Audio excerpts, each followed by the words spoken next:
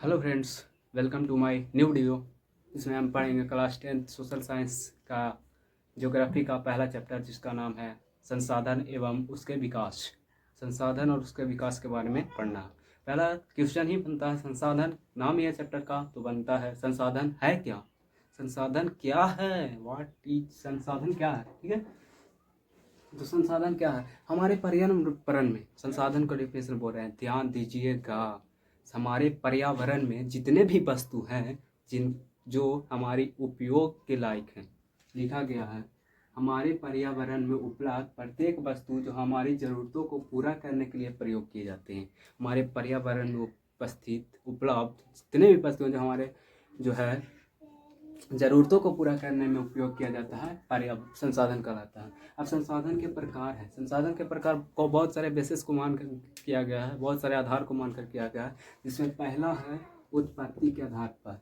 इन उत्पत्ति किस आधार पर होता है, उसमें पहला आता है जैव संसाधन। जैव संसाधन वे संसाधन हो जो जीवों के द्वारा उत्पत्ति होता है, जिसकी उत्पत्ति जीवों के द्वारा होता है। जिन संसाधनों की उत्पत्ति जीवों से होती है उसे जैव संसाधन कहते हैं। कौन सा संसाधन कहते हैं, जैव संसाधन कहते हैं। जो वनस्पति जो है संसाधन होता है और पशु संसाधन जो होता है वो जैव संसाधन होता है, इसकी उत्पत्ति जीवों से होती है। दूसरा है अजैव संसाधन। दूसरा है अजैव संसाधन। अजैव संसाधन वो संसाधन है जिसकी उत्पत्ति जो होता है निर्जीव वस्तुओं से होती है। जैव संसाधन वह संसाधन जिसकी उत्पत्ति जीवों से होती है। अजैव संसाधन वह संसाधन जिसकी उत्पत्ति निर्जीव वस्तुओं से होती है, उसे अजैव संसाधन कहते हैं। अजैव संसाधन का उदाहरण चट्टाने। चट्टाने जो है वो अजीब वस्तुओं से पढ़कर बना है, छोटे छोटे पत्थरों से बनकर बना है। दूसरा धातुएं। धातुओं जो होती है वो निर्जीव वस्तुओं से ही बनती है, तो ये अजैव संसाधन है। अगला है समाप्यता के आधार पर। समाप्त होने के आधार पर है दो प्रकार का, पहला नवीकरणीय, दूसरा अनवीकरणीय। नवीकरणीय वे संसाधन होते हैं जो भौतिक या रासायनिक या किसी अन्य प्रक्रिया के द्वारा बनाया जा सकता है।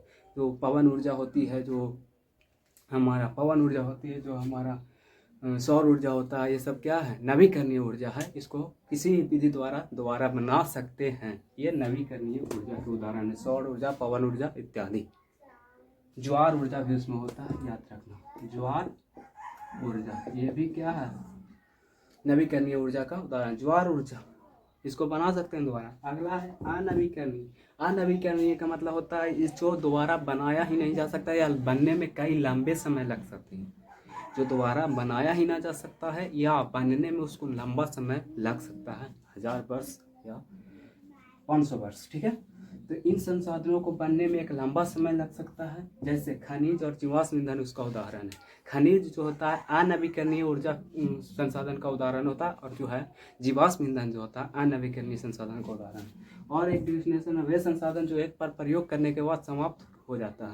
एक बार प्रयोग किए खत्म हो गया तो अनवीकरणीय संसाधन कहलाएगा। अनवीकरणीय संसाधन जो एक बार में खत्म हो जाता है। ठीक है, नवीकरणीय जो बार बार उपयोग कर सकते हैं उसको, जैसे पवन ऊर्जा को बार बार उपयोग कर सकते हैं, वो खत्म होने वाला नहीं है, या दोबारा बना सकते हैं। जिसको एक बार उपयोग करेंगे खत्म हो जाएगा। जैसे कोयला है, पेट्रोलियम है। कोयला को एक बार प्रयोग करते हैं, लड़ाते हैं, दोबारा खत्म। पेट्रोलियम को एक बार पेट्रोल डलाते हैं तो जितना उसका लिमिट होता है उतना ही जाता है, फिर दोबारा पेट्रोल भराना पड़ता है। यानी एक बार प्रयोग कर दिए तो वो खत्म हो गया, उसे अनवीकरणीय संसाधन कहते हैं।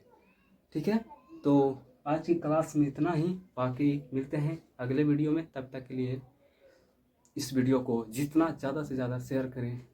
मिलते हैं अगले वीडियो में, तब तक के लिए नमस्कार। अपने माँ बाप के सपना को पूरा करते रहिए जी जान से। जय हिंद।